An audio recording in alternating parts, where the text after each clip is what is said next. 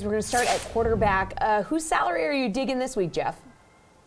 Well, I guess I'm going to cater to my host here because I'm kind of digging Trevor Lawrence's salary. Oh, my God.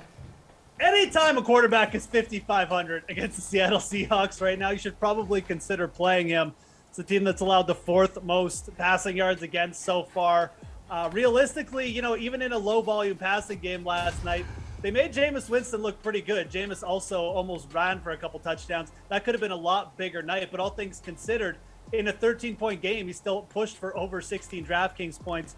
Again, you're going to see Jacksonville throw the ball more than New Orleans did because everybody throws more than New Orleans. And the one thing I really do like about Lawrence lately, the rushing, man. I mean, it is there. He only had 11 yards in his last outing, but before that, 7, 8, 6 rushes. This guy's getting it done. He had 2 rushing touchdowns his last 3 games. Probably gonna, push for, again, over 30 yards against a bad Seattle defense. This is a really good spot to use Trevor Lawrence. Okay, so AJ looks like he's going to get whiplash from how vigorously he's shaking his head now. Wait, well, hold on. Can we get a headshot for Trevor Lawrence? He is literally the Lord and Savior of an NFL franchise, one of just 32 NFL teams on this planet. We don't even have a headshot. DK, we're better than that. I'll get it taken care of. Maybe they just don't think he's going to last. Who knows? Are you kidding me? And he's beautiful, too. Anyway, speaking of AJ, beautiful. go ahead. Yeah. Well, I usually like to pay up for my QBs to try and eliminate some of the variance at the top of my top position there. But you have to consider how absolutely bad the Washington defense has been against the pass this season.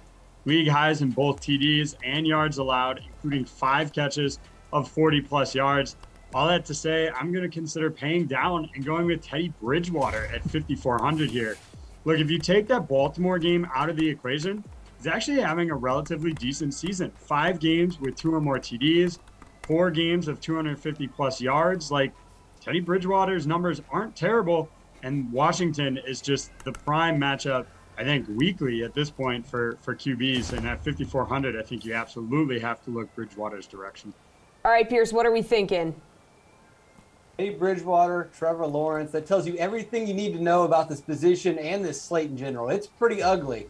You can pay up for some safety, or you can go down and take some of these ugly plays. And typically in these ugly slates, these are the guys that are more efficient and they're better point per dollar plays. So I'm going to stay with AJ's game. I'm going to go to the other side, take Taylor Heinicke. Denver is just as bad. It's week 8. Your DVOA is what your DVOA is. And they allowed, 21 passes, 21 completions of 33 passes, 199 yards to Case Keenum, who was a spot emergency starter without his starting running backs, with a banged-up offensive line. They couldn't get the job done. Heinicke in his last start against Green Bay, 268 passing yards, 95 rushing yards. He's gone over 40 rushing yards in 3 of his last 4 games. He's basically beardless Ryan Fitzpatrick. I mean, that's who he is. And when you play Ryan Fitzpatrick at this price against a bad defense. So I like Heinicke. I know it's scary, but everybody we mentioned so far is scary.